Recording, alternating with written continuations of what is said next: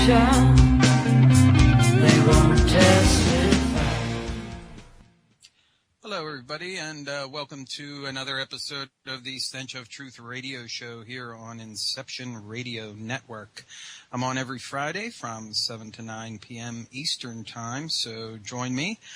Usually have a great guest to talk about interesting topics, and tonight is no different. My guest is Andy Colvin, best known for his research into the Mothman phenomenon from the late 1960s in West Virginia, but of course this has spread throughout the world with sightings in many different places and over time.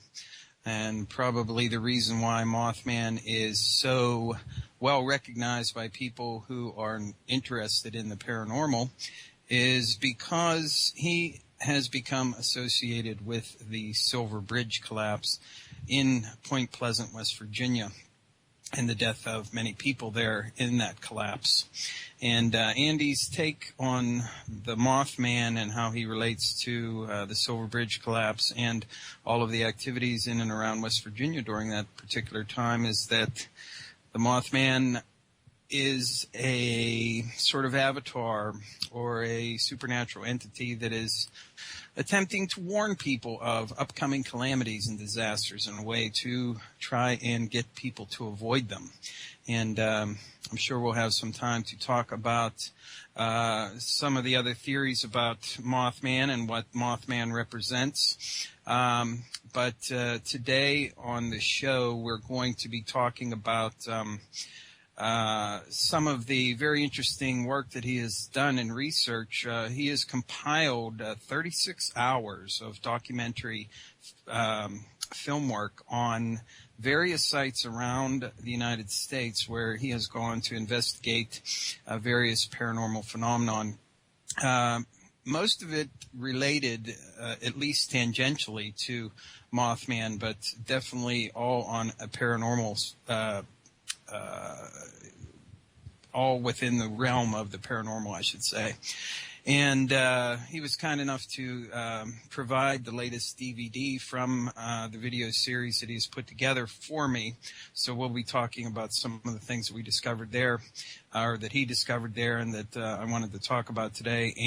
And also some recent information that came to light that might shed some light on what was going on in West Virginia.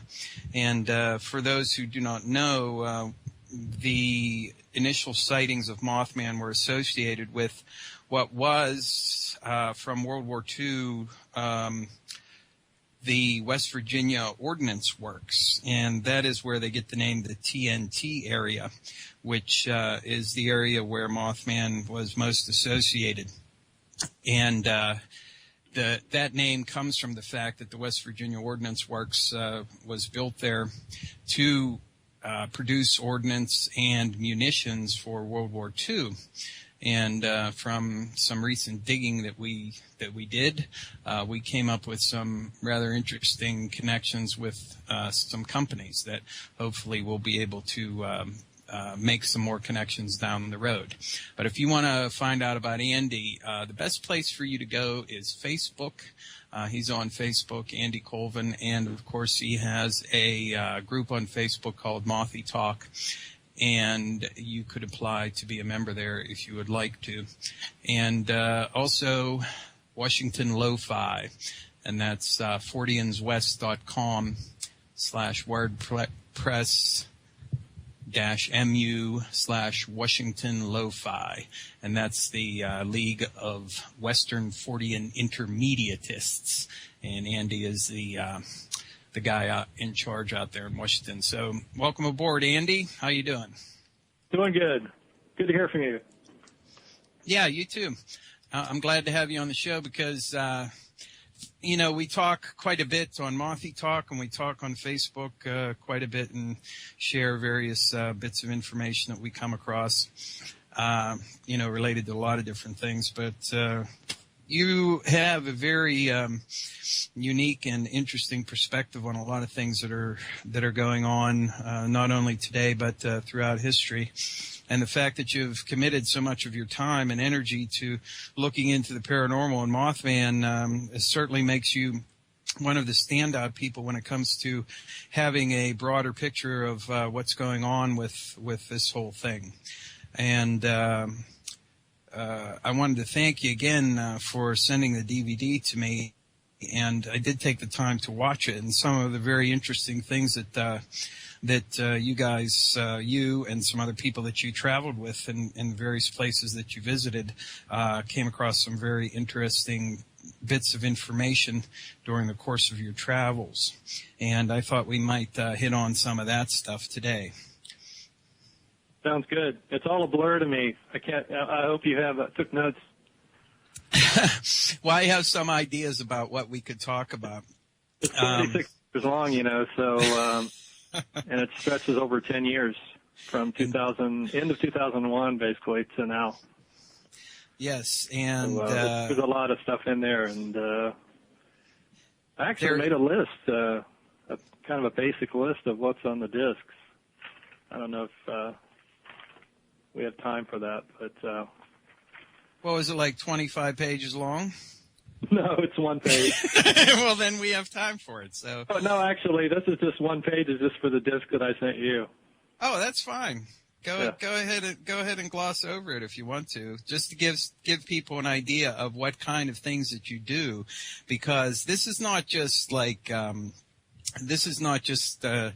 you sort of cobbling together information. This is you going out into the field, interviewing people, talking about various different theories and ideas about Mothman and other paranormal phenomenon. Philosophical discussions even come into play.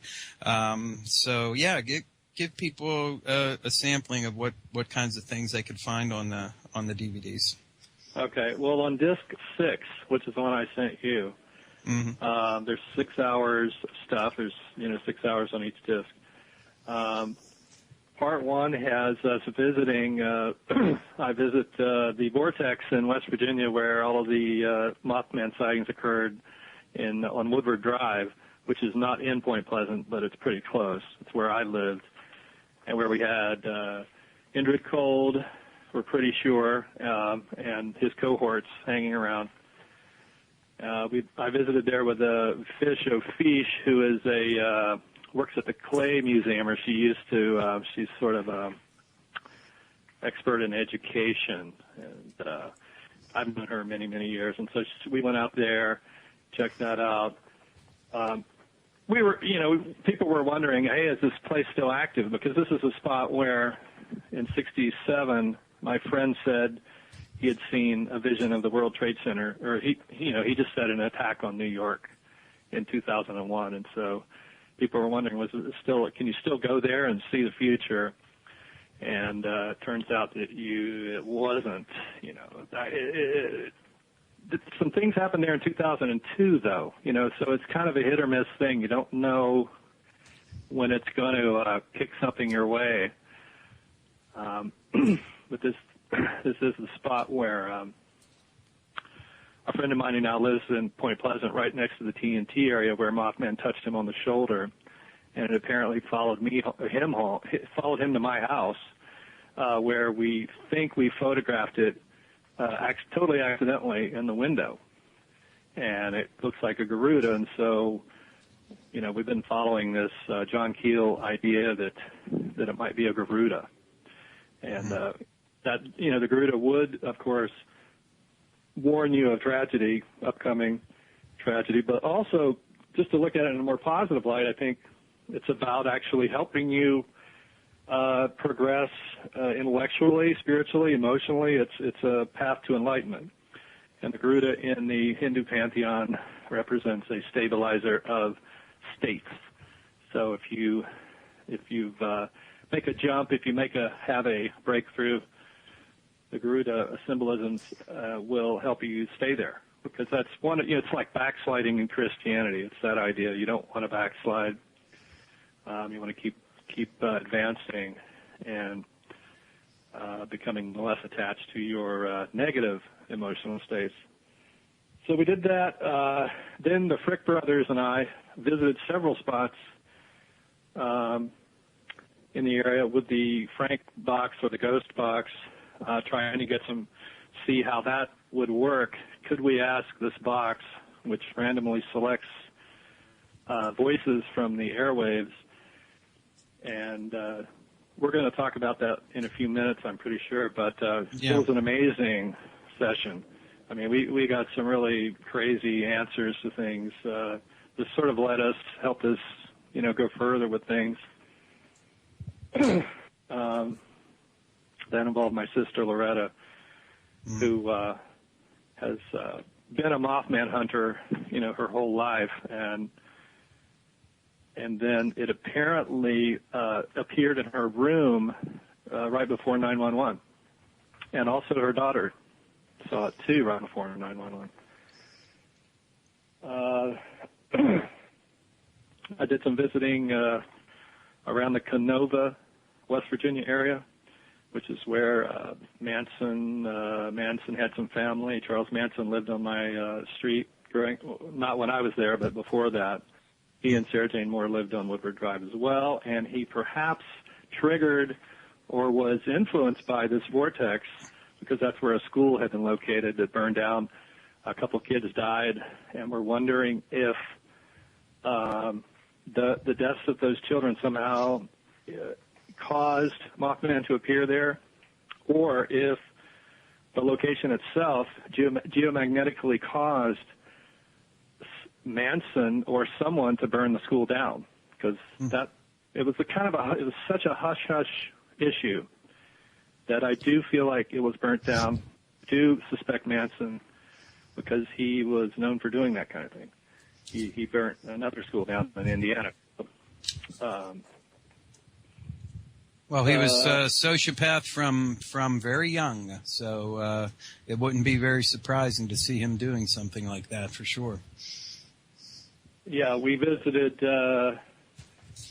Hamilton, Ohio, that area, Miami, Ohio, Fort Thomas, Kentucky, which is an old KKK Army base where the Knights of the Golden Circle fomented the Civil War from. I know someone who used to live there, and we went there and talked about that. I went around Ohio, or at least around the Cincinnati area, with Dave Scott of Passing Lane Investigations. We looked at a lot of mounds, haunted spots. The Mount Adams area of Cincinnati, which is right across the river from Fort Thomas, which is an old Jesuit German Catholic area with rumored to have lots of tunnels. They used to have kilns there that people were supposedly disposed of in. The corporatists, Procter & Gamble, the big industrialists all had homes there. It's sort of a Masonic, spooky Masonic hangout. I went to art school there. The Art Academy of Cincinnati is in Mount Adams. We visited the Leo petroglyph, which had that eerie that imagery that you were. I'll tell you what, that thing is really creepy. It looks sort of like it's the weirdest thing. It's got what looks like horns and wings, and it has a sort of smiley face in it, and that thing just creeped me out a lot. We visited the igloo, the TNT igloo, the haunted igloo in TNT area that supposedly has a ghost or something that can possess people. There's been 2 or 3 examples of possession in Point Pleasant that John Frick, sort of connects to this phenomenon. And it may have affected that cameraman for the Mothman, Eyes of the Mothman movie, yes. Master, who was already a little loose before that, but I think it's possible, I suppose, that he picked up something there that sent him over the edge and made him stalk Ivana Trump's daughter, and then blame Mothman for it. Yeah, which seems really bizarre, even for this field. Yeah. We visited the John Amos plant, which is in Scary, West Virginia, which is Chris Robinson says that he thinks he saw Mothman there like 2 or 3 months ago. And this is the sort of the center of the military-industrial complex that got started in the mid-1800s. They were bringing coal up the Coal River. That's where those mines are, the ones that are always having collapses and guys are dying. Oh, yeah. They send the coal up the river. Yeah. Down to the Kanawha River, where it meets, where the Coal River meets the Kanawha, is scary. It's Nitro's there, St. Albans. And now that's, of course, Institute is right there. Institute has had the carbide plant that makes the Bhopal gas, the Bhopal India gas. They did vortex research with Stanford and NASA, and the NSA supposedly are doing research out of institutes.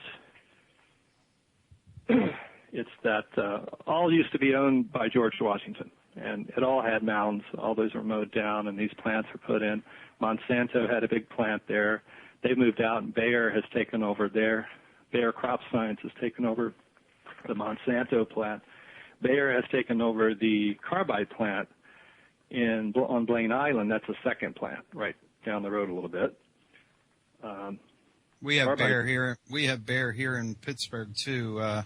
I know we have some sort of regional headquarters or something for Bayer, and the biggest thing that they're promoting now is the crop science thing. And of course, as you noted in the DVD, and as I talked with Linda Moulton Howe a couple months ago on this show about the pesticides that they use that are based on nicotine, which is one of the principal reasons behind all the bee deaths that are going on. So Bayer is intimately involved in that whole fiasco too.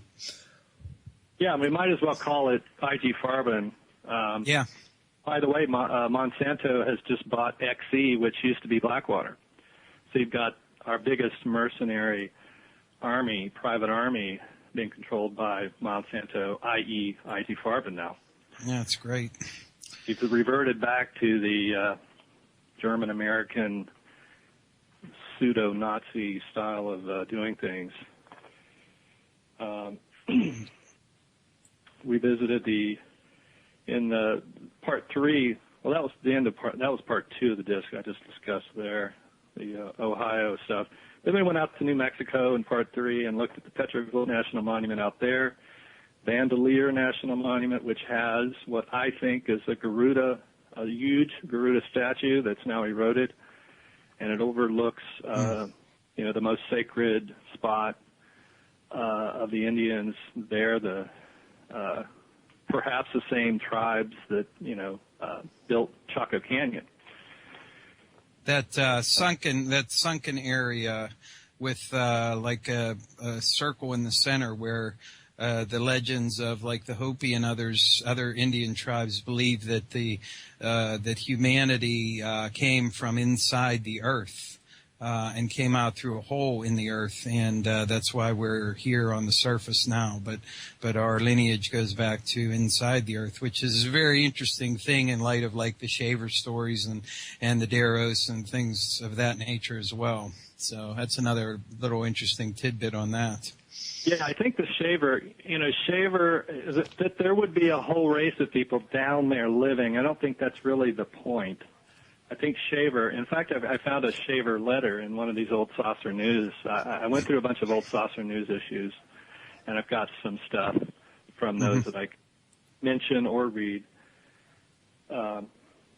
Shaver, was sort of a disinformation agent, probably for the Rockefellers, because he was from the Oil City, PA area. Mm-hmm. I think it's more about that we pop out of the earth, and this is reflected in the legends of Atum, the Egyptian god who creates himself on a mound. Yeah, and that's why these mounds are so important. I think these are the incubators somehow, perhaps. And this is a real stretch for people, but what if? And it all I think it has to do with observation, like. If everyone gets wiped out, if we get hit by a comet, for instance, and the Earth everybody dies, I'm I have this feeling that we somehow recreate ourselves from these mounds. And I mean, why is that any crazier than anything else? I mean, well, I don't think it's any crazier than anything else, Andy. I mean, the fact of the matter is, you point out with the mounds, the mounds are intricately involved in the history of humanity all the way back through time. I mean, the Babylonians built the ziggurats, the ancient Egyptians built the pyramids and the mastabas, which are based on the primordial mound which Atum created, which the ancients of the ancient gods of that time, whenever the earth was covered in water, they created one piece of dry land, and that was the primordial mound. And all you have to do is look around the world, and you'll see this exemplified everywhere. I don't think the mythology angle is any stretch of the imagination to suppose that this is intimately connected with some kind of creation or regeneration or something to this effect, because even the bloody Queen of England gets crowned on top of a small mound. The dais that she is on, that the throne is on when she is crowned, is a direct representation of the primordial mound of the ancient Egyptians in the ancient world. So, I mean, if there isn't anything to it, there's a hell of a lot of people who believe there is something there. Yeah, and you've got skeletons found in these mounds that were in a seated meditation position, that as if they decided, okay, it's time to die. I'm going to go in here and let my spirit infuse this mound. And maybe that's part of the process too, is that you can infuse them, and they're often lined with things that incubate the mound from, keep things from out, so the energy would stay in. And maybe that's part of it, too, is that you can charge them up, and then later they can pop a person out if no one else is around to observe it. And this may be reflected in the Adam and Eve story somehow, with the knowledge, you eat the apple or whatever, and then something changes, and suddenly you've fallen, and you can't, you're entering a different state. And that, it has to do with the observation. If you look at quantum physics, when you observe Right. objects or particles, they know that you're observing them. And I think that we keep things from, it could be that we keep evolution from happening more fast more quickly by observing and not believing that something can happen. So if no one's there to say no, and even with creature sightings, I mean, clearly the creature sightings, creatures don't like to be observed, and they will tend to go away. The more people see them in a particular area, then the creatures, the sightings last for a week or two. Too many people see the creature perhaps may decide, this is not my time to come into this dimension full time. In part 4, we went to California. I went to California and met Adam Gorightly at the Conspiracy Con 2009, and we had some fun times there. We went up to Mount Diablo and discovered that the Indians there worshipped a condor-like god named Moloch, which may connect to Bohemian Grove and the elite Republicans' worship of Moloch. And it's funny because we may have kind of solved, the mystery of Diablo. We were wondering, did the Zodiac killer have he obviously had some fixation on Diablo, or he or she, who knows who it was. And maybe this shows that perhaps Zodiac had a connection to Bohemian Grove. Maybe he was playing a role for the elitists, causing terror in San Francisco in order to affect political change more to the right. Yeah. Well, considering the time frame when that happened, that was in the 70s, and of course there was still a very strong, undercurrent or vibe towards openness and more freedom and that sort of thing. So it would certainly behoove people in that particular political mindset to try to get a handle on that and throw things back over to the more rigid fascist side of things, I would imagine. So that's not much of a stretch. Yeah, Walter Bosley's new book, Empire of the Wheel, sort of shows that there's a continuum going back earlier in the early 1900s with occult murders in California and, a big influx of Nazi types and straight up Nazis into California, connected with the oil business, connected with Silicon Valley, actually. The Rockefellers basically funded Silicon Valley. They had their air docks there when they were building their dirigibles. Hey, it's the ice cream truck. The clown assassin team. Well, if you would disappear off the phone in the next couple minutes, I'll know what happened to you. Dragged away in the freezing back of the ice cream truck by Men in Black. From last night, I was noticing that the guy that wrote Dexter was on a clown mime team, and that sort of got me going. And especially when I saw that Dexter was watched by the Norway shooter, I started thinking, okay, maybe he was, maybe the second shooter programmed Breivik, and somehow connects to Dexter. Like, there's this idea in mind control that programming, if you connect specific programming to the individual with TV shows and other programming, it can trigger the person. This is absolutely how the Navy did it. It was revealed in the early 70s that they were programming assassins with visual materials, horrific movies and things, movies of people dying and stuff, and desensitizing them. And then you notice that Murdoch is covering up the second shooter, and Murdoch, some of the people that work on Dexter, they have Fox connections, and I don't know, if Fox Entertainment, if the entertainment side of Fox has a connection to Murdoch or not. But if it does, you could kind of see where that shooting was engineered to take the heat off of Murdoch, because he was under fire big time for spying on 911 victims, probably to identify the whistleblowers and to have them eliminated, which kind of, points the finger at the Brits in 911. And I think that's a very scary, a very touchy, explosive story that had to be, deflected from, and that shooting really did that.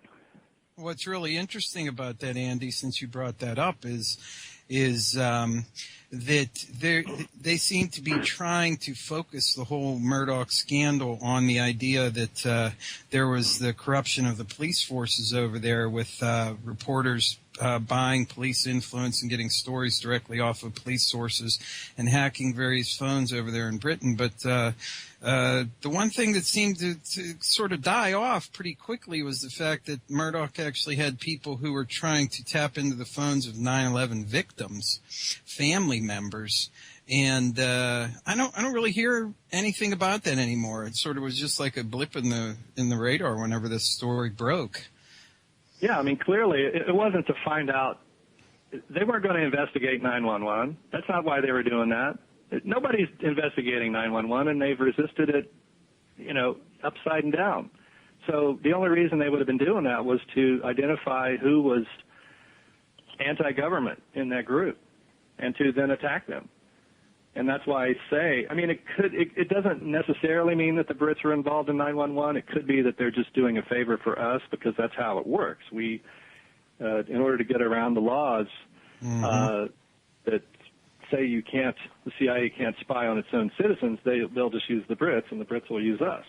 Yeah, there's a reciprocal agreement, just for anybody listening who's not familiar with it. There's a reciprocal agreement between Britain, the United States, and Australia, and probably some other people are involved in it by now. But Canada. Yeah, Canada. They have a reciprocal agreement, and it basically is that, the CIA is not permitted, quote unquote, to spy on people in the United States. But Britain can spy on people in the United States. So if the CIA needs to know anything about what's going on here in the United States, then all they got to do is talk to their British counterparts, and they can get whatever information they desire without, quote unquote, breaking the law. Even though, of course, that goes against the spirit of the law as well, but that doesn't really matter to these people. Yeah, that's called the echelon system, and its primary location on the East Coast is in West Virginia. And one of the people who lived on our street worked there, and that's where Mothman was seen, right in front of their house almost. And they were the ones who were accosted by Indrid Cold. The guy who worked at Echelon his car was blown up. He was also involved in a head-on collision that was purposeful. Somebody just plowed into him and then sped off. Forced off the road, he almost died. That's Harriet's dad. And then there's a corollary spot in Australia called Pine Gap, which is their facility, and there's a connection between Pine Gap and the TNT area. And in that Fred Krisman was spying on the TNT area, or at least at Woody Derenberger, and that whole angle of the JFK assassination, which Krisman was supposed to be the shooter. He was supposed to be the grassy knoll shooter. He helped open up, that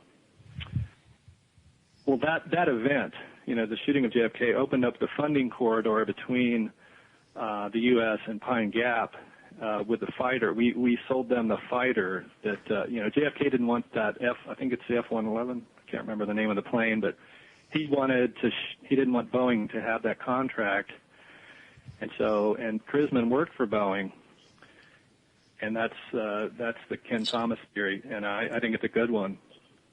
And then the plane got shifted to Australia. It opened up a funding corridor, and then boom, you've got a big base down there, supposedly underground, underneath the Ayers Rock, even. And that's probably one of the That's probably one of the most mysterious places there is, because, we have people here that are, openly talking about Area 51. Sure, there's a lot of disinformation about it, but it's supposedly one of the most secret places in the United States. But comparatively speaking, we have a decent amount of information about it. But when it comes to Pine Gap in Australia, there's virtually no information about what goes on there and what kind of things happen there. That's probably one of the most secret places in the world, as far as the extent to which they conduct their business and all the things that they're into over there. Yeah, and there are these JFK links to Point Pleasant. It seems Tanya Derenberger, Woody's daughter, recognized Krisman. She also said that Indrid looked Mexican, and this could be, I forget the guy's name. There's 2 or 3 possibilities. There were several Mexicans or Cubans. Sometimes they posed as one another, too, so you don't really know who's who. But I'm trying to remember the guy's name. Anyway, it's possible that one of these CIA guys that were Mexican that were involved in JFK was Indrid Cold.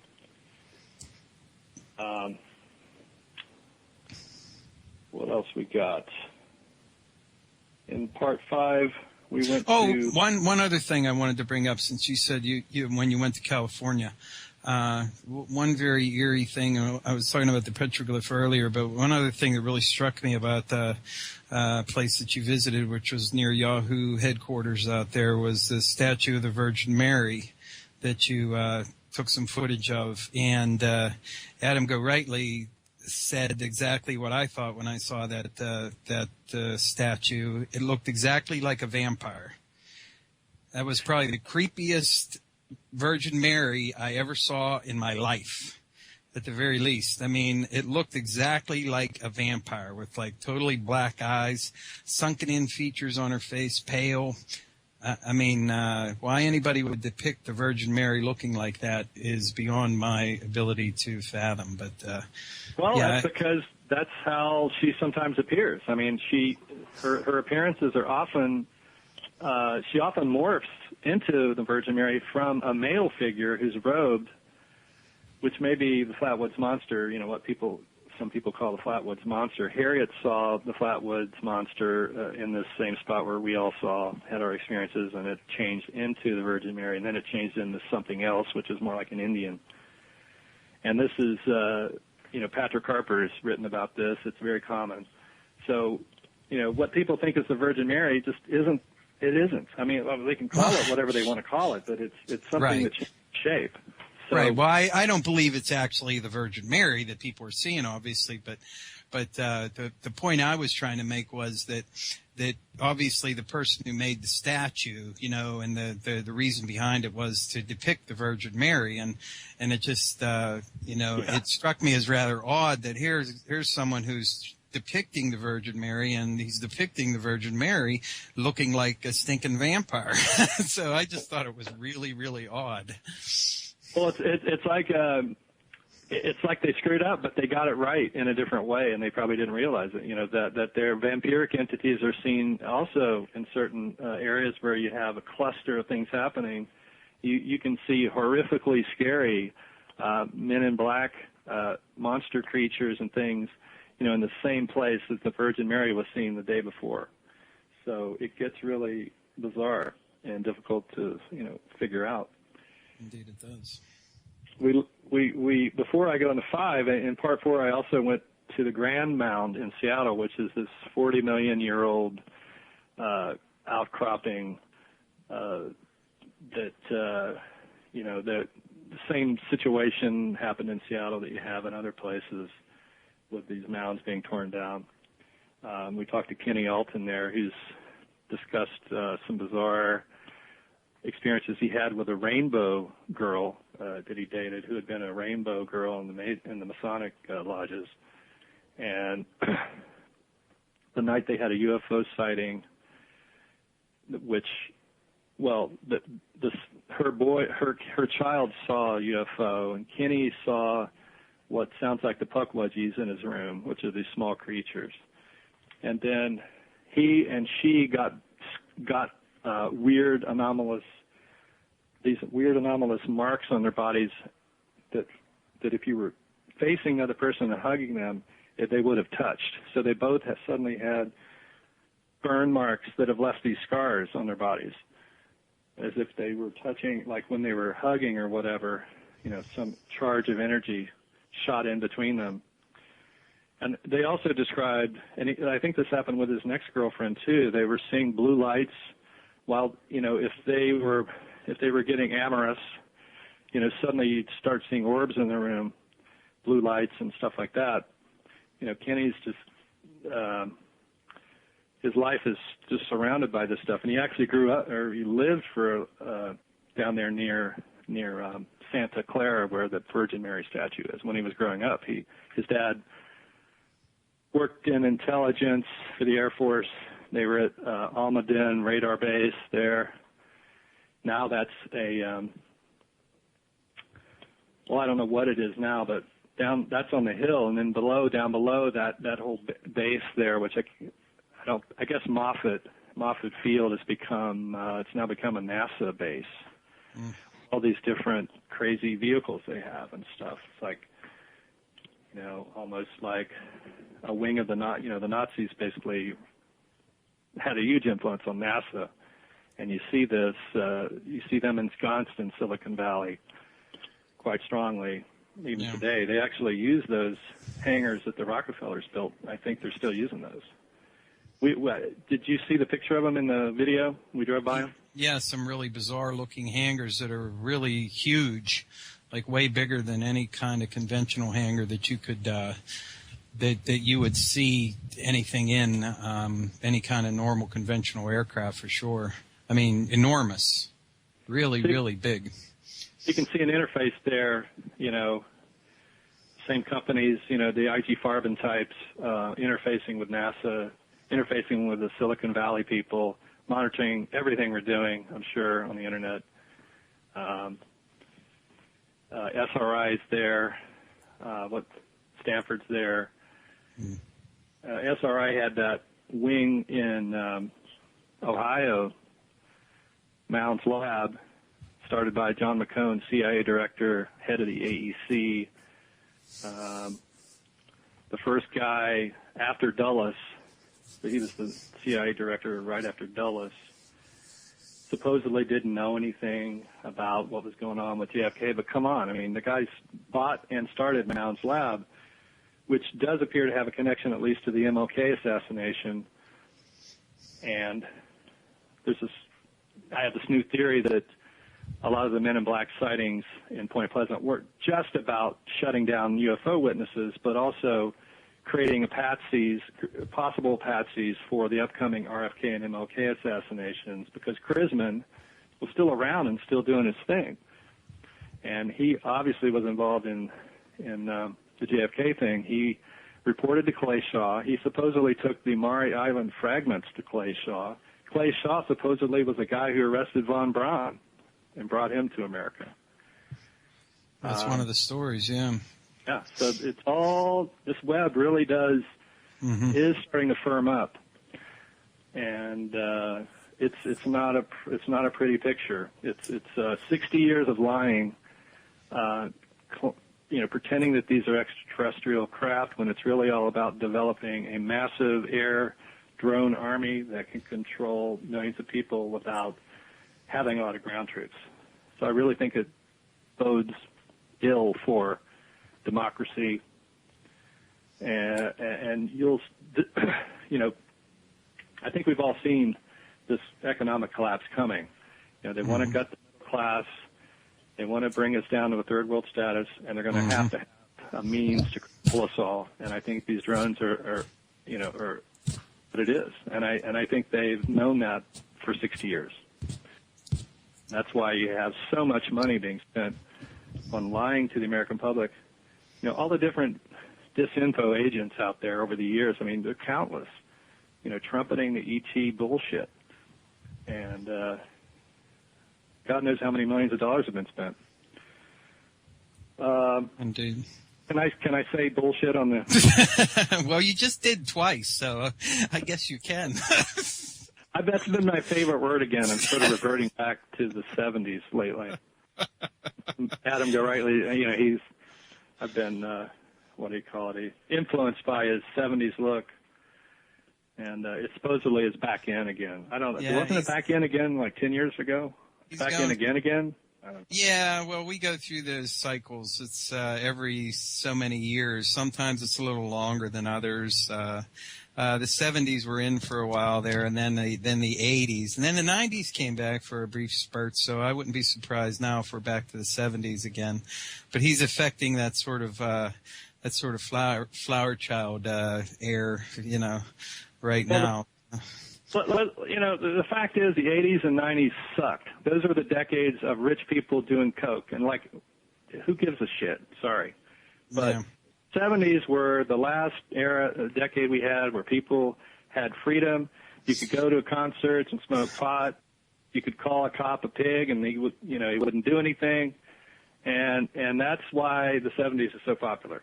They can talk about the 80s and 90s until they're blue in the face, and nobody cares. I agree. I agree. And you know what? Just to bring it down to the here and now for people. Something a lot of people might not realize, and it's a little bit off topic for our paranormal discussion, but just to bring it right down to earth for people to understand. The 70s really were the last gasp for everything decent about this country. And ever since the 70s, what we've seen is a systematic degradation of the economic system in this country, and the degradation of labor, the middle class, and the poor in this country. We've seen the poor grow, the rich get richer ever since the 70s.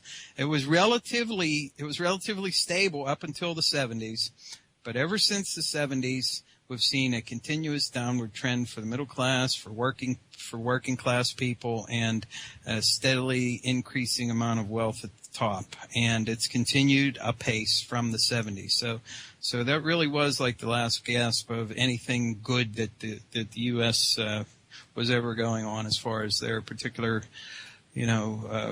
whatever you want to call it, political or economic system. But well, it was Reagan and Bush that did it. They the first thing they did was shoot John Lennon, Yeah. And then it was downhill from there, spending $3 trillion. Well, he tripled the debt from $1 trillion to $3 trillion. Reagan. Well, Bush did. Bush was George Bush. Yeah. The guy, who was running that show. And well, he was running everything, in my opinion, Andy, and I think I probably mentioned it to you before. I mean, I think old man Bush is one of the key players in everything that's going on.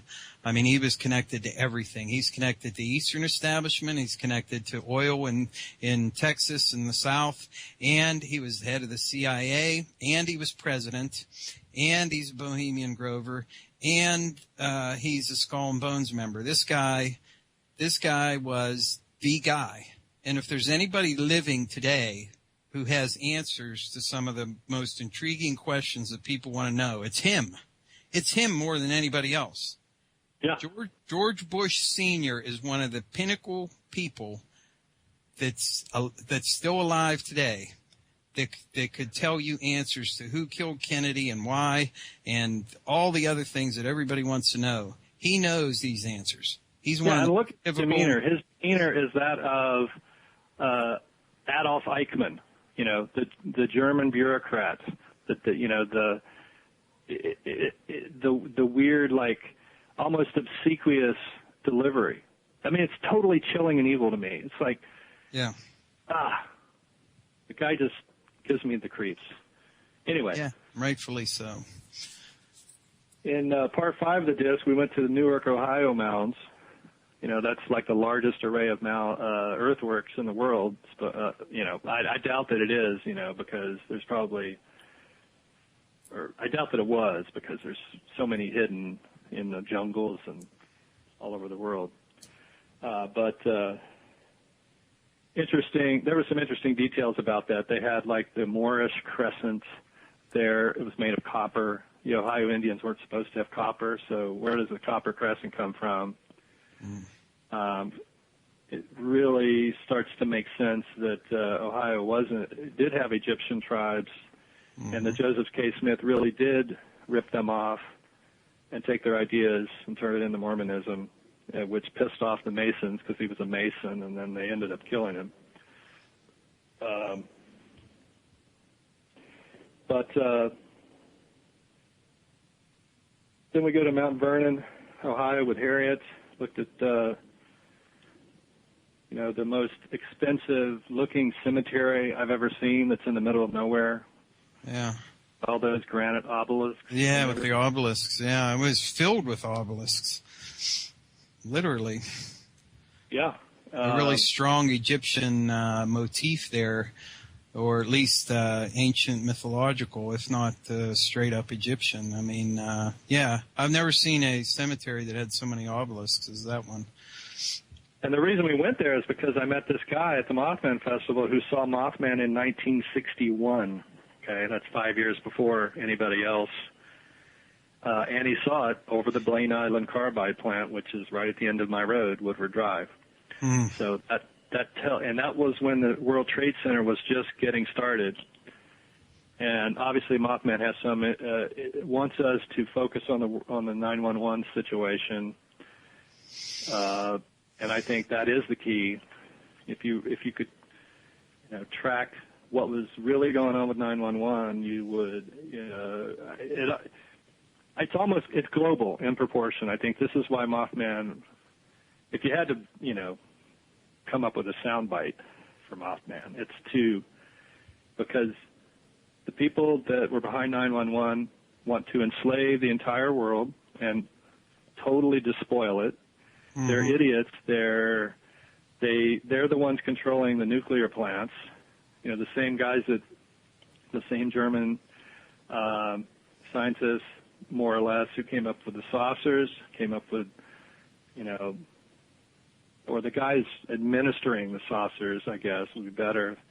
We're also the guys interested in nuclear power. Yeah. And this explains this, why, you just ask yourself, why this stupid, absolutely idiotic approach to energy that's going to kill us all? Why? Because it's on purpose. Yeah. They want to kill us all. Or I think they think that they can selectively Well, even if they don't, necessary. It was probably they probably thought it was necessary for their satellites. I think that's probably, and the satellites are operated out of the Echelon base in West Virginia. That's where we track them all.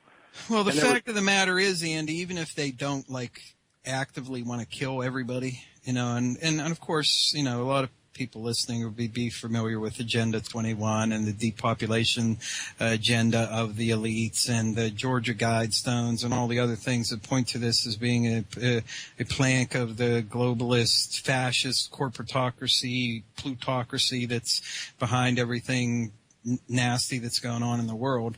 Even if they don't want to actively kill us, even if you want to give them the benefit of the doubt, they're indifferent to death, if nothing else. So that's the best that you could say. They're indifferent to people dying, and that's bad enough. But of course, we have plenty of evidence to indicate that they actively want people to die. Well, Hans Kammler, who was running the exotic program, aircraft program for the Nazis, when the war was ending, they put, no one knows the number, but they marched, or they told a bunch of scientists to go into they had this enormous underground facility. They all went in there, and they bombed the entrance and let them all die in there. And that's how much. They didn't want anybody left. Yeah, they didn't want all the engineers were killed, all the people who were like the rank and file type workers, that sort of thing. And I'm of the firm opinion that Kammler survived the war. I don't know where he ended up, but I'm convinced that he survived the war. He ended up in Lanulos. Just kidding. Sorry to interrupt. Yeah, he very well might have. And Lanulos, because Lanulos appears to be in South America somewhere, Lanulos may in fact be the mythical Marconi City down there, where they have all this amazing technology that was built up into a city that may be underground or maybe so deep in the jungle that people can't find it. And well, it's Bariloche. It's Bariloche, Argentina. That's where it is. Because Lanulos backwards is Salunal, and the only reference I could find to Salunal was that was research being done at a nuclear reactor in Bariloche. Yes, and Joseph Farrell touches on that as well, which is a very interesting thing. So we're coming up on our break here in about 5 minutes. So Well, that's it. Other than the end of the tape, we have go for the last part there. Yeah, we have the fricks at the water tanks. We found those big water tanks, stuck the camera in there, saw that they were empty, and we investigated the second most recent Mothman sighting in across the river from Point Pleasant last August. Didn't appear that the ladies involved really knew anything about Mothman. They didn't want their names out there, so it sounded like a real sighting. Then we discovered that the sighting was right over. It started at a Walmart, and then Mothman followed them through their hotel, which turns out to be right at the base of where the Silver Bridge stood. Well, it makes sense. He's still hanging around his old haunts there, for sure, and with good reason. There's still so much activity going on in West Virginia, and the legacy of Mothman, if nothing else, is that the type of thing that this phenomenon is doing, whether it's just to point out or whether it's something more to cause people to, open up their minds and steady themselves on a proper psychic wavelength, if you will, or to steady their positive advancements and that sort of thing, as you indicated the Garuda is known to do.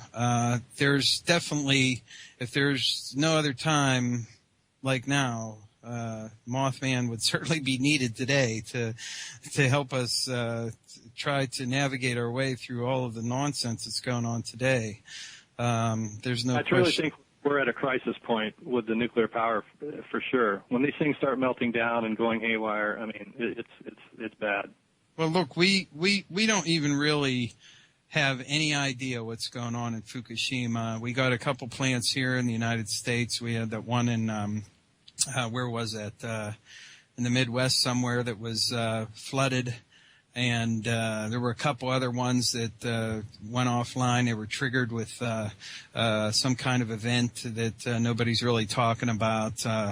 But even if you take out the ones that have just had these events and just maybe posed a risk here and there. I mean, just Fukushima itself is an incredible worldwide disaster that we really don't even yet know.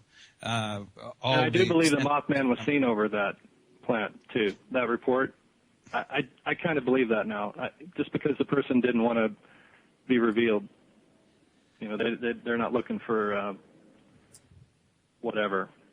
Yeah, it wouldn't surprise me in the least. Mission. Yeah, it wouldn't surprise me in the least to see these types of things associated with such incredibly catastrophic events, and certainly what's going on over there in Japan with Fukushima is one of the worst disasters in history, and the final toll and the end result of that is yet to be seen. And if we ever needed someone to come to our aid, like Mothman or the Garuda, we certainly need them today to help us go through some of this nonsense that we're experiencing now. So we're going to take a break in a couple minutes, and what we're going to get into on the second half of the show is, first of all, we're going to talk a little bit about West Virginia Ordnance Works and some information that we just came across recently, and which points to some particular players in corporate America that were involved with the Ordnance Works and how they might relate to what went on there after World War II was over and the Ordnance Works was shut down, supposedly. And then we'll talk about some of the Frank's box material that Andy was able to recover from the various places that he went to with the Frick brothers, and what kind of answers to various questions that he got using the Frank's box to questions that he posed at various sites. And I think some of that stuff is pretty interesting because I've seen a lot of pretty incredible results from the Frank's box, and just listening to the DVD, I had some I definitely was able to make out some of the answers that were brought through, and I'm sure when the Fricks went back and listened to the recordings over again, they were able to get out some more information. So we'll talk about some of the discoveries with the Frank's box and some of the new revelations about the West Virginia Ordnance Works and what corporations and what connections came out of that new revelations that we got. So we're going to take a break now. Stay tuned. We'll be back in a couple minutes with more of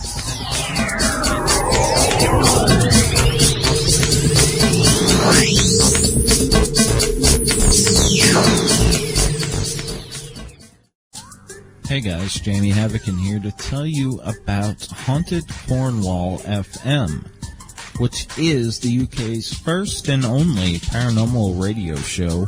The show covers a wide range of subjects to do with the paranormal and is always open for discussion and debate, and is hosted by John. The show can be heard right here on Inception Radio Network, Sundays, 3 p.m. Eastern Time, for a 2-hour show. Be sure to check it out. That's the Haunted Cornwall FM radio show, Sundays, 3 p.m. Eastern. I'll see you there. Hey guys, your host of Inception Radio, Jamie Havoc in here. Remember, Inception Radio is live each week, Friday nights, 9 p.m. Eastern, 6 p.m. Pacific, as we welcome a new guest and go over UFO-related news, open up the phone lines, and take your questions from chat and call-ins. 9 p.m. Eastern Time, Friday nights. I'll see you there. Thanks for all the support. Take care. Hey guys, Jamie Havoc in here for UFO Mag. Do you want to receive the best writing there is in ufology, the best writers, editors, and flat out the best magazine that ufology can offer? If so, I highly recommend UFO Magazine. You can check it out at ufomag.com. And if you mention that you heard this on radio, you can get 6 issues for $19.95. Check it out, ufomag.com. Don't miss out. And keep up to date on the hottest topics in ufology. For UFO Mag, this is Jamie Havoc.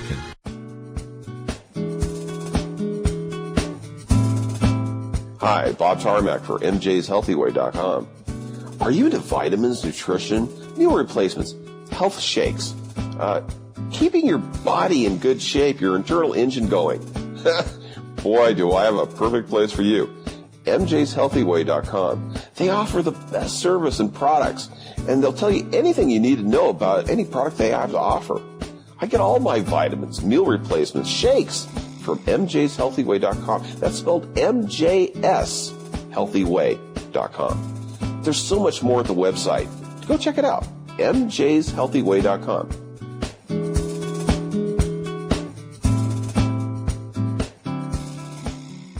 Hi, this is Ray Sobbs with Arkansas MUFON at Eyewitness Radio, and you're listening to the one and only paranormal mothership, the Inception Radio Network.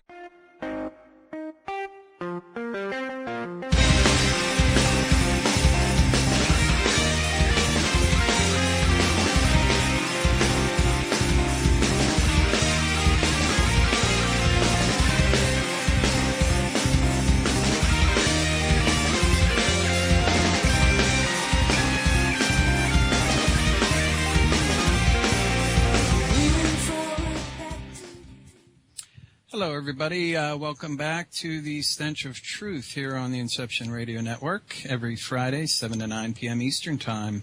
My guest today is Andy Colvin, and what we're going to be talking about now is, Andy has been focused on Union Carbide as being one of the key players, and he talked a little bit about Union Carbide in the first hour. Of course, they're, infamous for the Bhopal disaster, where they, a tank there, which was faultily maintained, released deadly gas and killed thousands of people in Bhopal, India, which they never really compensated India for. So they're a rather infamous company. Of course, Carbide has been one of the focuses of Andy's research as far as trying to figure out the technological nexus between all of the work that was going on in West Virginia and in post-World War II United States with the influx of the Nazis through paperclip and other, probably many other more secret programs than that, and where that technology eventually came to rest, or what companies and corporations were the ones who were behind this. So recently what we did is we did some further digging into the West Virginia Ordnance Works, which is, of course, as I mentioned in the beginning, is where Mothman was associated with, a particular area called the TNT, which got its name because that's what they made there. They made TNT, they made explosives and charges for artillery and other things of that nature for World War II. And, of course, they did produce TNT. And Andy had been focused on Carbide as being a particularly a company that benefited very greatly from the technology that was transferred out of the military industrial complex into the private sector, and implicated very strongly in West Virginia. And one thing that I was able to determine for absolute fact was that when the West Virginia Ordnance Works was so-called shut down by the military, they were selling parts of the plant that was down there. And there were many different companies, including several local West Virginia companies that had applied to purchase some of the material from the West Virginia Ordnance Works, whether it be like factory equipment and things of this nature that they were using. But no one was permitted, no companies were permitted to buy anything out of West Virginia Ordnance Works except for, guess who? Union Carbide. And they actually purchased several lines, several TNT making lines out of there and some other material. And they were the only company that was permitted to do so. So that was a vindication for Andy's focus on Union Carbide as being one of these corporations that came to represent, the military-industrial complex on the private side of things outside of the realm of government. And Andy, do you have anything else you want to say about Union Carbide in relation to all this? Something just popped into my mind. There, supposedly Carbide had a full-scale Martian landscape that they had created somewhere. It wasn't revealed where, but I'm pretty sure it would be out in Nevada, Area 51. So, Carbide's running Area 51. Carbide's maybe not running the TNT area per se, but there's rumored to be this connection between the TNT and Area 51. And Area 51's where that bomber that Lee Harvey Oswald worked on, or was when he was in Japan. What was the Gary? Oh, you're talking about the U-2. The U-2. U-2 spy plane, yeah. And the SR-71, yeah. Yeah, and something was going on. These you have your Area 51 being the premier exotic aircraft place, Lawrence Rockefeller being the premier exotic aircraft guy. The TNT area was doing something for Area 51, or they moved the whole thing to Area 51. That's another possibility. I can't remember when it got started out there, but David Ferry was in Point Pleasant, the Fright Wig Man. He was reportedly out in Area 51, flying stuff back and forth. Chrisman probably doing the same thing. Carbide is basically Standard Oil, i.e. IG Farben. Same company. The Rockefellers probably run Carbide like, it's their own backyard, whatever. It's their butler.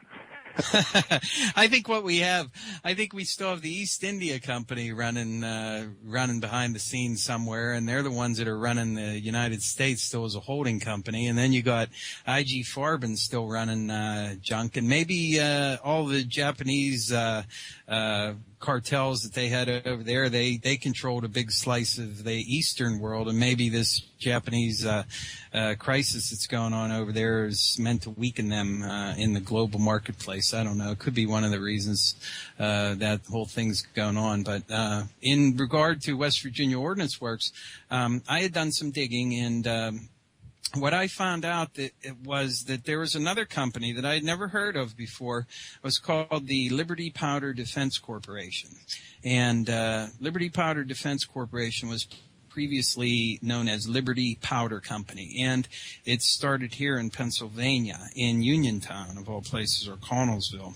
And I'm trying to find some information on them, but there's particularly scant information available on this company, and it shouldn't be any surprise, because after the various ordnance plants were shut down, it turned out that Liberty Powder Defense Corporation was one of the key players in the maintenance and security of these facilities.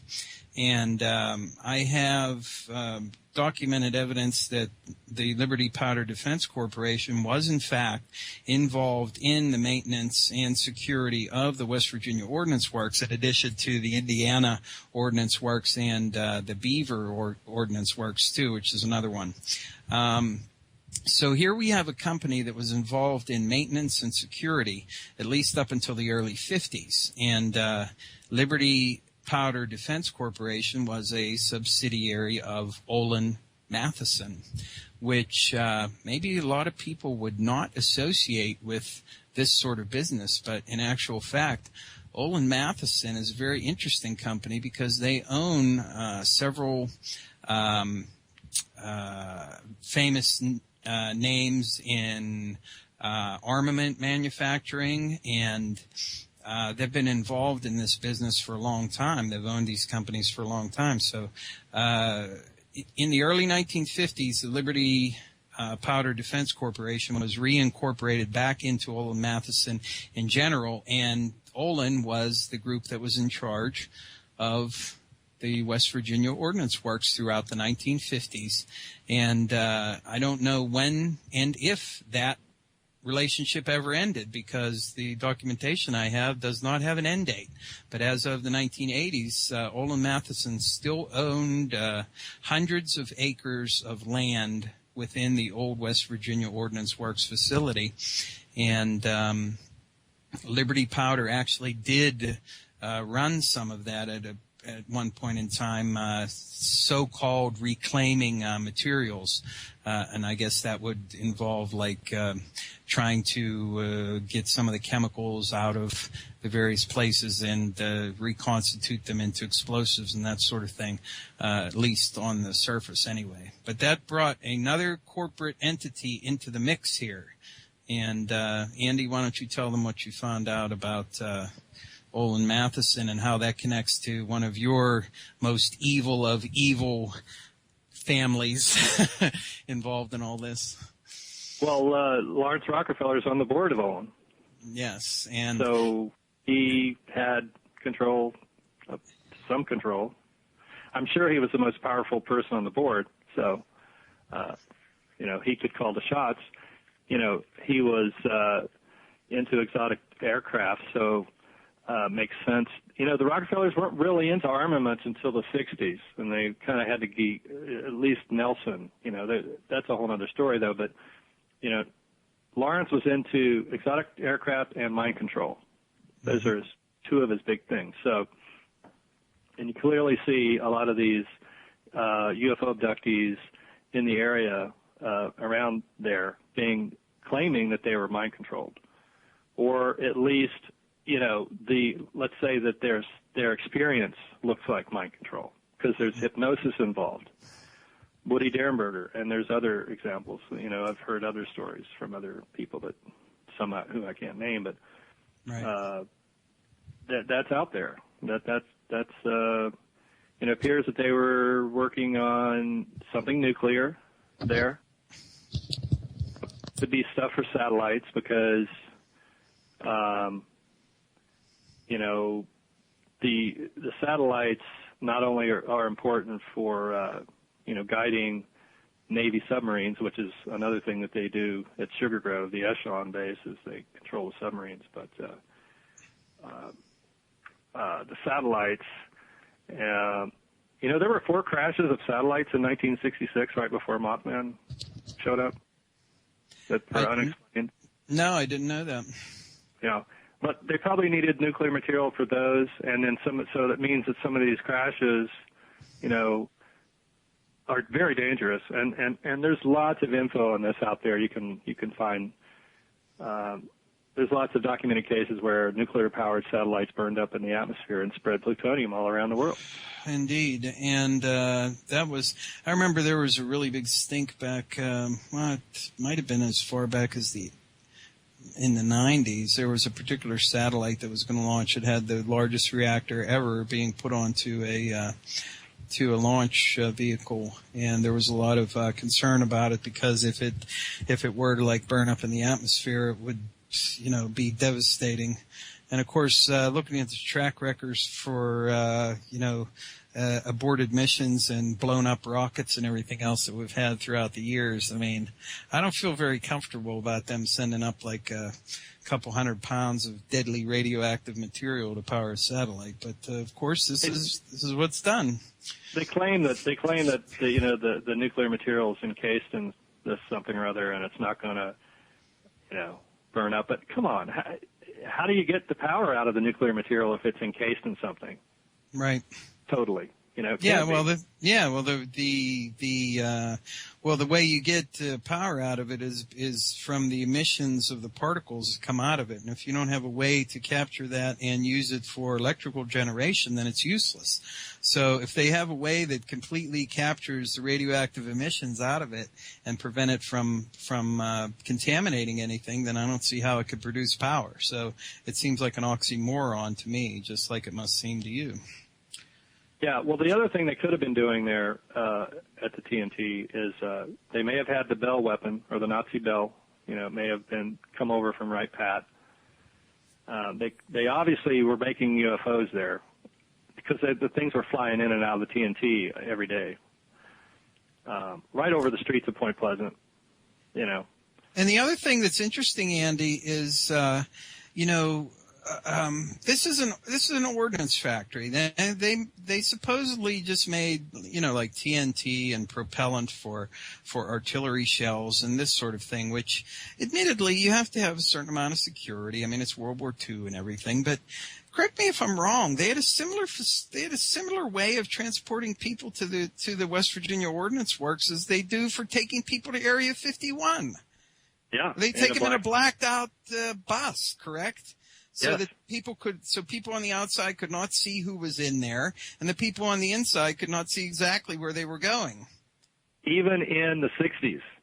Yeah. Even at the time of Mothman. Exactly. Oh. And that boggles my mind because here you have a decommissioned supposedly, ordnance factory, which is supposedly just making TNT. Now, of course, you don't want that to fall into somebody's hands, but, so they could, just make giant bombs and blow stuff up, of course. But, I mean, do you really need to have blacked out buses for transporting people to and from this place? I mean, there had to be something more going on there than just, the supposed ordnance making that supposedly was. Well, interestingly, at that time, and you probably saw this too, the American cyanamide was actively working in the south part of the TNT. There was stuff going on there, and they had about half of the igloos they were using. Yeah, and Liberty Powder as well. They were doing that so-called quote-unquote reclamation work there, and they were using igloos for storage of their material as well. And for the Navy. Yeah, and the Navy was involved as well, yes. And the Navy apparently has a nuclear facility down the way, not very far from Point Pleasant, a secret place on the river or something. I'm not sure. I can never quite get the skinny on it, but John Frick told me that he's seen the entrance to it. It is some kind of nuclear depot or something. But the interesting thing about the Navy, you start to get into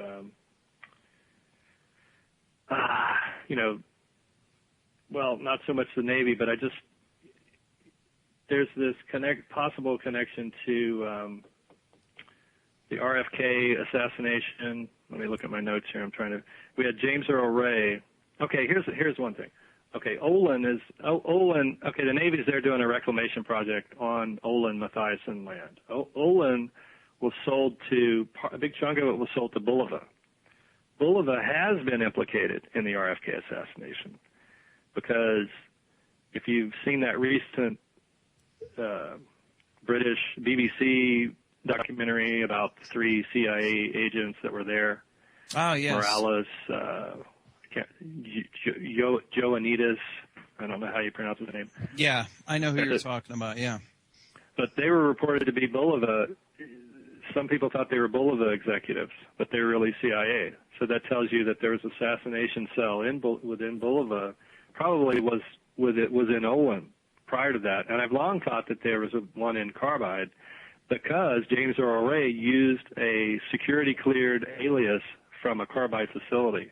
There's another connection to RFK. Then you've got the Mounds Lab guy, Cheneau. His family all worked there. He ends up shooting MLK's mother for no apparent reason. He's obviously mind-controlled. Has no recollection of doing it, just like Sirhan. Yes. I wonder if Sirhan wasn't taken to Mounds Lab because he was reportedly flown back east at some point there in '67. Manson could have been programmed at Mounds Lab because he was, around in '67 out running around. No one quite knows where he was going. And since he lived near there, who knows? But then you had the white Mustang being seen in Point Pleasant, which was Ray's getaway car, and his handler's car as well, Raul. The Jello man in black named Major Richard French was driving the white Mustang. He was connected to Minneapolis. Minneapolis shows up time and time again in the story for some strange reason. They have a lot of big defense contractors in Minneapolis. But there's these little tidbits connecting TNT to the RFK assassination. And then you have Chrisman and Ferry, both JFK conspirators, showing up. Mm-hmm. We've got all three assassinations, little pieces, showing up there. And this is another interesting thing, is that Carbide's partner, Carbide was responsible for the nuclear. They're responsible for the nuclear crap that we're dealing with. They're the ones who built the big reactors initially, refined all the plutonium. They mine it. They mine the uranium out in Colorado. Well, their partner in all this was Linde, Linde, a German company. Mm-hmm. Linde actually was a neighbor of Adolf Hitler's. Linde, believe it or not, okay, we all know that Tesla was the only guy with any brains in this whole story, the anti-gravity story, whatever. Tesla's lab burnt down at one crucial point when he was about to patent a bunch of liquefaction. He wasn't just into electricity. He was into all kinds of stuff. But liquefaction of gases is a really interesting thing, and it's probably what powers the saucers. The Schauberger saucer, for instance, used somewhat of a liquefaction thing. You're imploding the air. You're imploding air, which is really a lot of what liquefaction is. But Tesla found that there was that if you liquefied a material, its properties changed, and it became it was almost like it was creating energy out of nowhere. Its heat capacities would increase and so forth. Well, his lab burns down, and then in no time flat, Linde patents the same stuff. So if you believe this crazy conspiracy tale about Prescott Bush steals Tesla's, acts like he's Tesla's, he fakes his way into being Tesla's lab assistant, steals the stuff, gives it to the Germans, his old, who he really has allegiance to. Linde ends up getting the patents instead, and then Linde partners with Carbide to create the nuclear industry. And it's no great stretch to imagine that the CIA and other intelligence agencies that, since they've been caught out so many times throughout the years, being involved with corporate front corporations on the outside, that they would have well-placed positions in influential places within these very sensitive corporate fronts, like Olin Matheson, like Union Carbide, and all of the other really big names that everybody would be familiar with if you just went and looked in your local telephone book and saw some of the bigger corporation names. So it's not surprising in the least. And of course, the picture you're talking about when it comes to Robert Kennedy assassination, that shows the three CIA folks, that's pretty much an uncontested bit of information.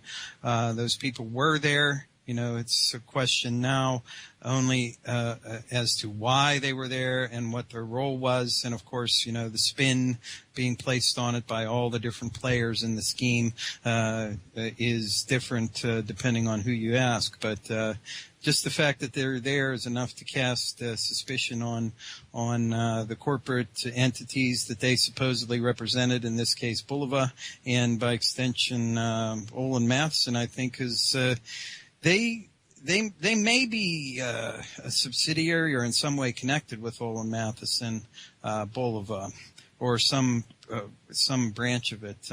I'm still looking into that right now, but I can't say that for sure. So. Well, no, it was in the documents. It said that Olin was reincorporated. They kind of sold off a few things, and they kept a big chunk, and then they gave another big chunk to Bolivar. I see. So there is a definite connection. Okay. So then there you go. And there you have, and then that's around the same time frame as what's going on in West Virginia. So it's no great stretch to imagine that Olin Matheson, through, their connections with the military industrial complex, through whatever was going on in the former West Virginia Ordnance Works after it was closed down, supposedly, and actually being run by Olin Matheson, Liberty Powder Defense Corporation, and Union Carbide, doing something down there, even after the war was over and the supposed plant was shut down.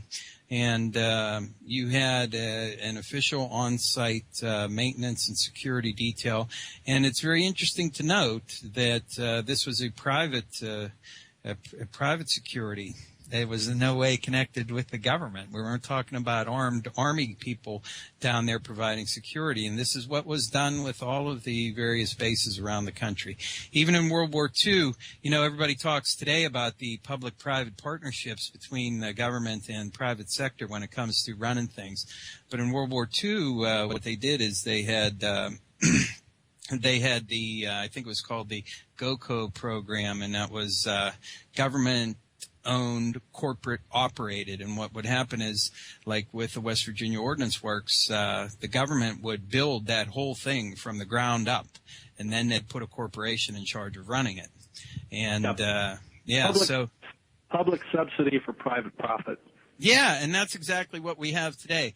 Now you have, like, the privatization of public waterworks and sewage and roads that we've already paid for all this stuff with our taxes, but they want to sell it to a private company, so the private company can now ask you to pay for it again over and over till you die.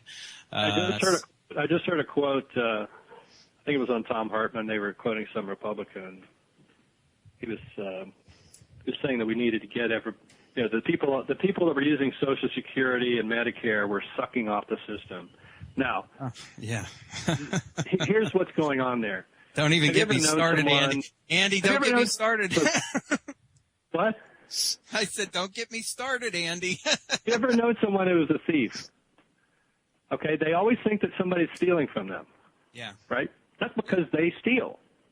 And people that accuse others of sucking off the system do so because they know that they are sucking off the system. That's what's going on. Yeah. And you know what? People need to realize that. I mean, why would people be calling other people out for the type of behavior unless that's something that's on the top of their mind? They're thinking about it all the time. How can I rip off the government? How can I rip off people? How can I rip off all this stuff that's going on? And because they're always thinking about how they can rip off stuff, the very first thing they talk about is how, these people who are on Social Security and Medicare, they're just sucking off the system and ripping everybody else off. Which, these of course, are people that work their asses off for years so that they can make a big profit, the owners. Yep. We're just going to put you on the iceberg and float you off. Believe me, I could go on about this, and I have many times. I'm right with you on that. And this is what we have. We have a corporate oligarchy today, and what we have is we have the government, which is basically funneling all of your money to corporations.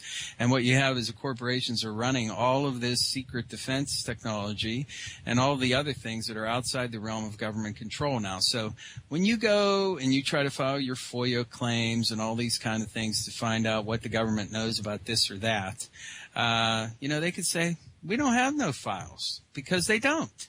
They're all being run by some private company that doesn't have to tell you jack squat. Yeah, this is how it works now. This is the way it's been for years. And that's why the security's private. If they shoot somebody, the government doesn't get sued. Mm-hmm.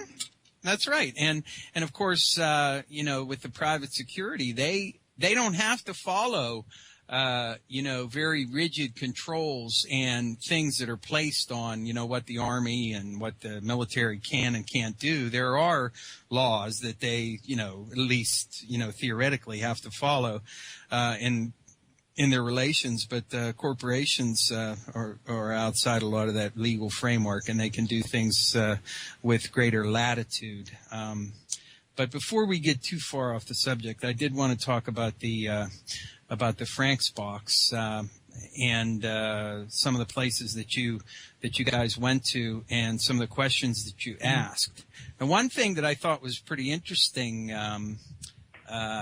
was when you went to the place where you thought Indrid Cold might have lived, and you were asking questions about Indrid Cold, and I'm sure everybody knows who Indrid Cold is. He's the supposed alien from Lanulos who met Woody Derenberger on a highway late one night.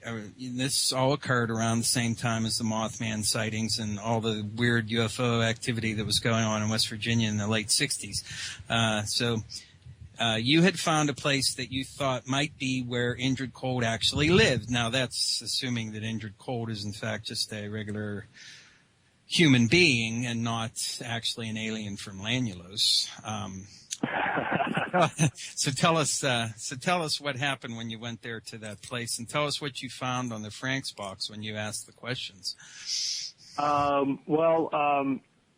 This is something I've been wanting to collate a list of all the revelations of the ghost box, but I haven't been able to get to that. But if you, I don't know if you have your Mothman Speaks with you, but on page like 390, we start in with this, these answers that the box was giving us, and we knew that Indrid had lived in a place in Midway, West Virginia, so I went there and was driving around looking for what might have been his place, and then I just use my intuition sometimes, and I saw this place and I thought, oh, this is probably it.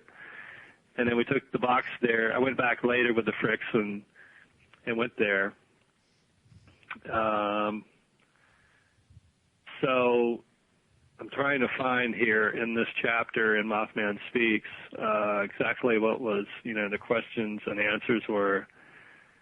But it did say that was where he lived, at the place that I thought it was. That was a weird looking house. Yeah. That was a really bizarre looking place. Someone from the Cleveland UFO group, when you were doing that show with Ken Thomas, I was talking to that person from the Cleveland UFO group who said that Chrisman was meeting Indrid Cold at that place, and that Chrisman was spying on the Cleveland UFO group, and that he had gone down to investigate Derenberger, and I think there's more to it than that, but this could be the place, and I don't want to get I don't want to get lost in what these answers were, because they're embedded in a narrative, sort of, as I was describing what happened to Adam Gorightly on his show. That's what the transcript is from, but it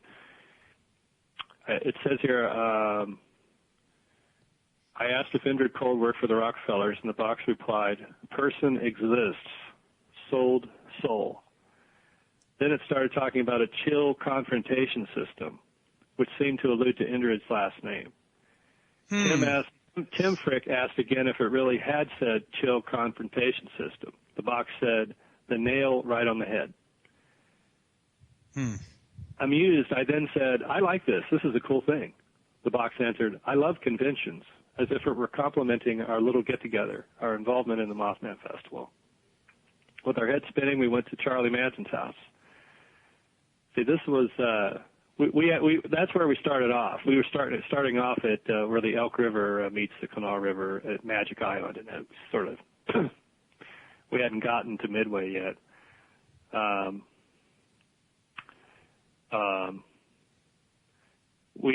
We went to Manson's house. We asked if he had been affected by the radiation in the area, because my Geiger counter was going off, right? So sometimes you just ask a question that's on your mind at that moment, and it said, "You have your shark." Yeah. That's pretty crazy. Yeah. It just goes, what else can we do here? Next page. The Twilight music played. Twilight Zone. Oh, yes. Yeah, that was really weird. Yeah. How about the Morgan? Because I heard we asked. who Indrid Cold, what his real name was. It said Morgan, and then we asked it again later, and it said Johnny. We kind of asked it in two different ways, and so we basically got Johnny Morgan, which pointed toward J.P. Morgan. Obviously, it couldn't have been J.P. Morgan, but maybe it was somebody that worked in the J.P. Morgan syndicate or something. And there was that was a Moore name, which is something that you kind of focus on too, which was kind of interesting too, as a side note.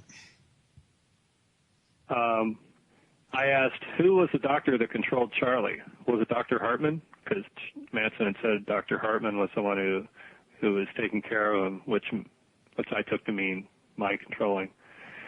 The box said, he is so right. I asked, who is Manson's father? The box answered, Benchley, reminiscent of a judge of Justice Biddle, who I think is, Charlie's father, because they look so much alike. And Charlie had said that his father was at the Nuremberg trials, which Biddle was. Biddle sat on the bench, so Benchley, kind of connected. Who was controlling Charlie, I asked. Stunningly, the box answered, we all know that, Indrid Cold. It actually said Indrid Cold. Yeah. Holy crap. The full name of Indrid Cold. Wow. Hair was standing up on our bodies at this point. We started blurting out stuff simultaneously.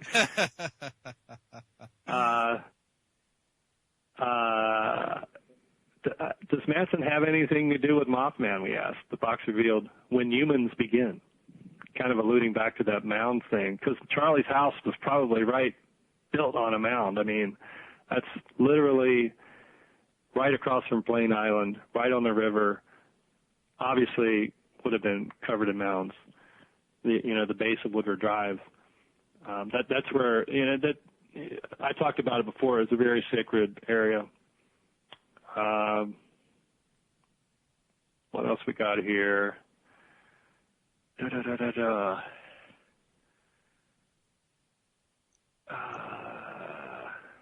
You went to Sarah Jane Moore's place too, right? Yeah. We asked, we asked the box, why did Sarah Jane Moore shoot at Ford?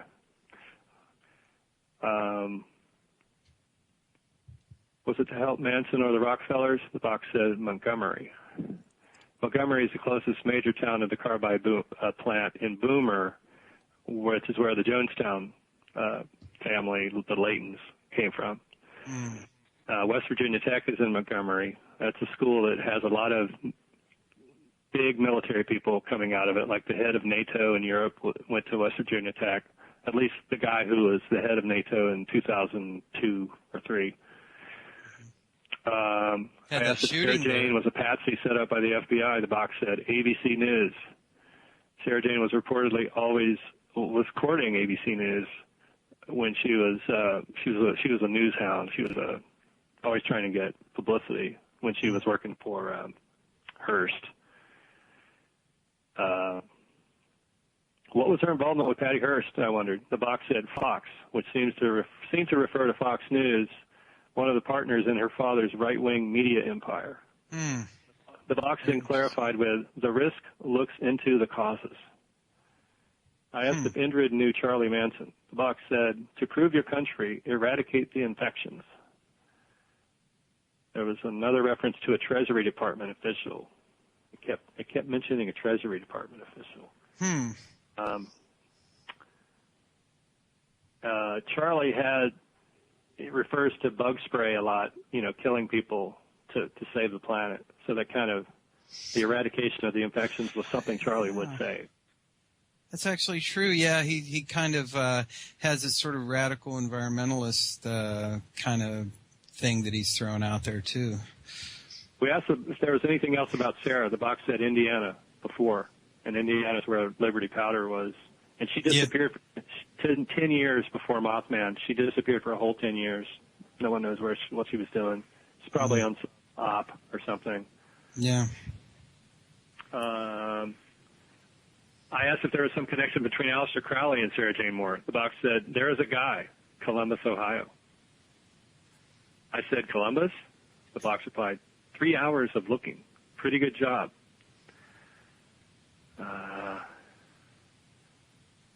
clicking to next page. I asked, was Aleister Crowley ever here? The box said, thank you, veterans. Bastard. According to the Frick backwards, that sounds like this time.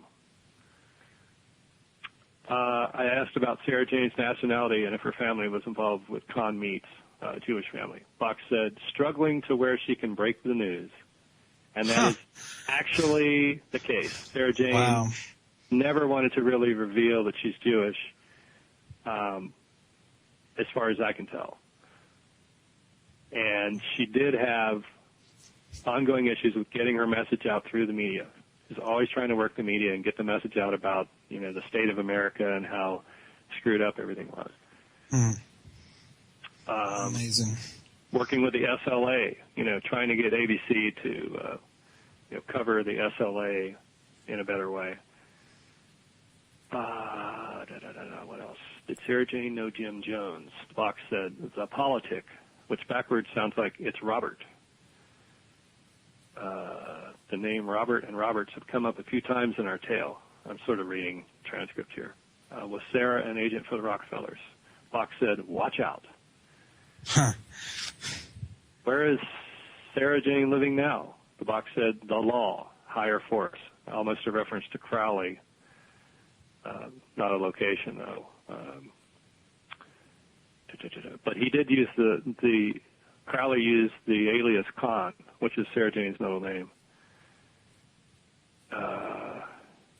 Then the box added, it's their secret, as if she did know Crowley.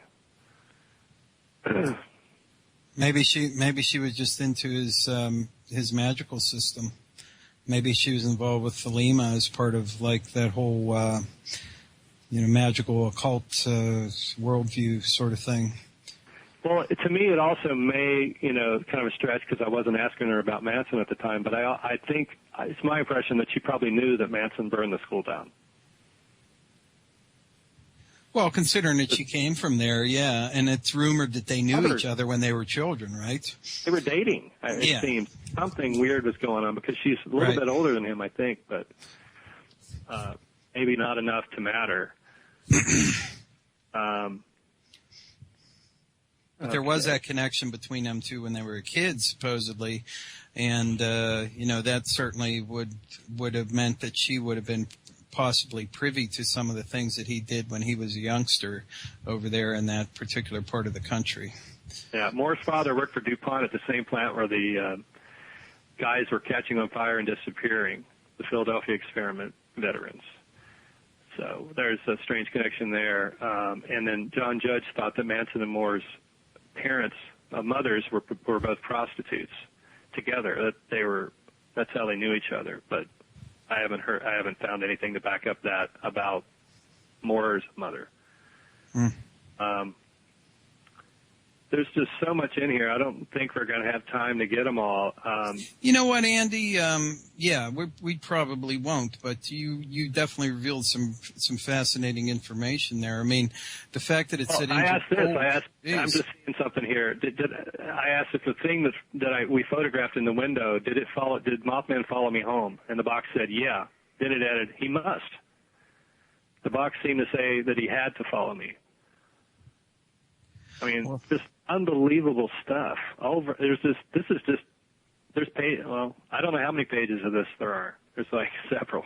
You need to do a collation of that for sure, because some of the stuff that was revealed, like I said, when you have a chance to go back and listen to the recordings again, you can come up with better correlations, because when you're listening in real time, it's really hard to catch, because sometimes the answer will come like right before you finish your question, because it's almost like it knows what you're going to ask. Yes. And it starts answering the question before you get it out. So then you're talking and the box is talking at the same time. So it's not always easy to catch the answer that comes through. So it's real important to go back and look and listen to it again, listen to the recording again and make the correlations and the timestamps and all that kind of stuff. And But I can tell you just from listening to the Frank's Box stuff that you did on the DVD with the places that you went to, I was able to hear answers very clearly in association with questions that you gave.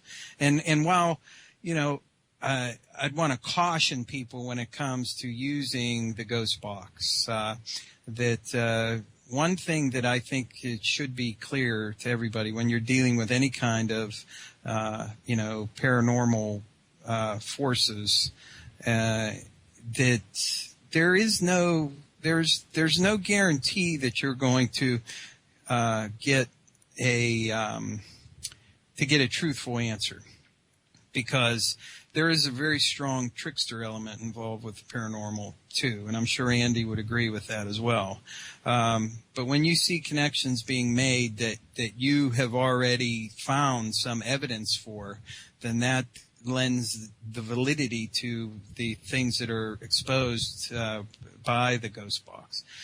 So you really need to be cautious in just accepting whatever a Ghost Box tells you in answer to your questions, because there is this element of that tricksterism that goes on there too, which might just be playing with you.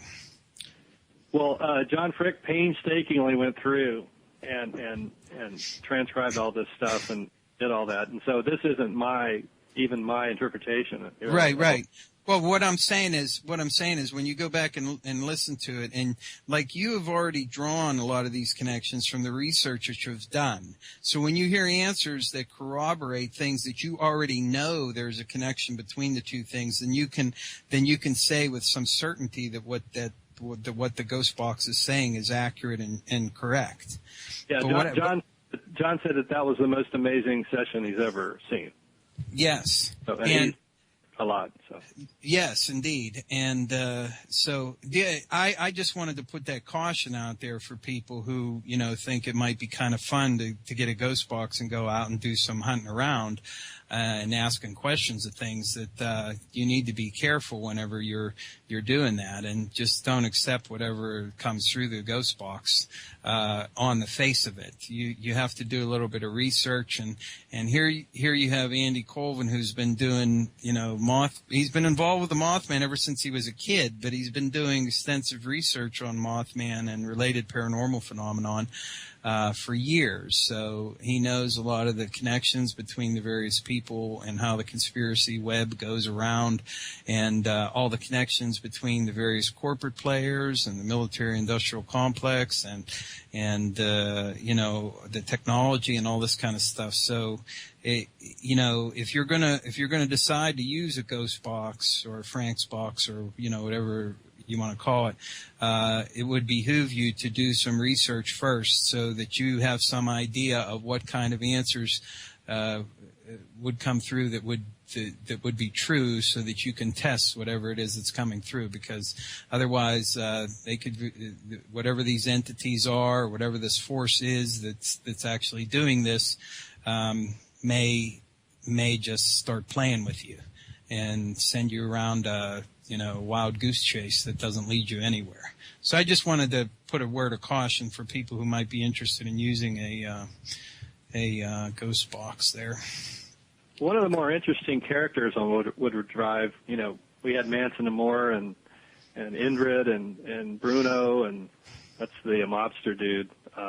Yes. But we had this guy that collected bottles, this old black man who I always thought was telepathic. I just felt like he was talking to me telepathically all the time. He would sit there and watch us play basketball down, literally right in front of Sarah Jane Moore's house. There was the basketball court, and he would sit on the bridge there and stare at us and watch us. I swear to God, the guy was telling me what to do. Like, move, like, I don't know, like, next time that guy does that, do this, Andy. And I literally felt like he helped me become a better basketball player. And I couldn't tell anybody because it was too weird. That's like so far out. Well, now we know that there's nothing that's too weird anymore. Not experienced that, other than when I was a kid, I could hear my family's thoughts at night when we were going to sleep. Just for a short time. It didn't last too long. But then I bought this Gray Barker's UFO annual from 1981, and in the back of it is 2 letters, one from 1945 and one from 1950 that someone had stuck in there who obviously had bought the magazine. But these are channeling sessions that had occurred in Virginia Beach, apparently. I'm not sure exactly where they occurred. It doesn't say, but the person's address on the magazine is Virginia Beach. And the channeler was named Mamie Pirtle, which kind of sounds like a West Virginia name or a Virginia name. Mm. And they mentioned this guy, Snowball, in the letter. They say, and the woman that they're talking to... That's the black guy that collected the bottles? Yes. Oh, okay. Mm-hmm. Yes. And the woman involved is Betty, obviously somebody who's in the group. And I almost started to wonder if it was my mom, because she met my dad in Virginia Beach. And this is the same time period, more or less. And because they mentioned that Snowball, the channeler is saying to Betty that you need to work on laying your hands on people to heal them. And that's the laying on of the hands is a Philadelphia experiment phrase. And my dad was stationed there when it happened, so that's kind of an odd thing. But she basically says that Snowball is a message worker, that he will help you advance rapidly. And there's a trance. They mentioned trancing, whether or not you should be in a trance when you're communicating with Snowball. On and on and on. I'm not going to bother to read it because I ran out of time, but it just, it's just mind-blowing. Like, how did you come across that book with the letters in it? I just ordered it on eBay or Amazon or whatever, because I've been collecting all these old Gray Parker things, his Saucer News, and I've got all these different articles I was going to talk about today, but we're not going to be able to do that. But we might be able to talk about the Golden Boy story if we got time. It looks like we got 5 minutes? Yeah, we got about 5 minutes. Yeah, let's talk about the Golden Boy. So, just to put a final cap on that piece of business right there. Here you have a situation where you bought a book off of eBay or Amazon because it was a Gray Barker book that you wanted in your collection, because obviously you're interested in Gray Barker, and it had letters stuck into it that we're talking about channeling sessions that mentioned Snowball, who was a guy that you knew from your neighborhood when you were a kid. So if this is not the universe trying to tell you something, I don't know what is, because that's a perfect example of a kind of synchronicity. And that's, of course, the very centerpiece of the kind of work that you do, Andy. Yeah. And I've got a secondary corroboration from another guy that lived on Wilbur Drive who used to hang out a little bit with Snowball, and he says the same thing. Basically, he doesn't say he's telepathic, but he says, the guy was enlightened, and he had this power, and he had this knowledge, and he never spoke. That was the secret to Snowball. He never freaking spoke, ever. Weird. That's really weird. He was telepathic because he refused to talk. Therefore, he's transferring all of that energy into his mind. Very interesting. Very interesting. Yeah, this Golden Boy story is in Saucer News, 1970, the spring issue. John Keel and Gray Barker are meeting in New York. They shake hands, and I'm just going to read Barker's words. Before this, he says that people who had clippings of Mothman in Point Pleasant were having their files broken into and the material stolen. And where does it start? Okay, though I had only heard the account recently, it happened during January 1968. So this is after the Silver Bridge collapse, when Mothman supposedly was gone. Right. Russell Fox, 16, and 2 other teenagers, Richard Nutter and Mike Kane, went hunting in a wooded area at Leon near Point Pleasant. They had their dogs with them, blah, blah, blah, blah, blah.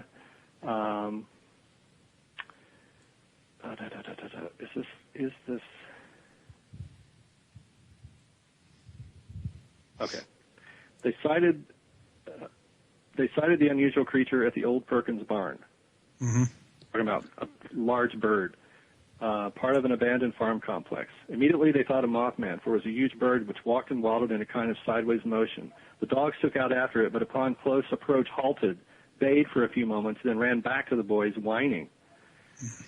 As they tried to sick the dogs on the creature again, it ran into the decrepit structure. They debated whether they should follow it inside. Russ loaded the shotgun, and they mutually decided they would sneak in and shoot it off a few times. It crept in. It's really good the way he describes it, and I'm not going to be able to do it. We got a feeling of extreme fright. I've never felt anything like that before, Russ said. Mike held the flashlight.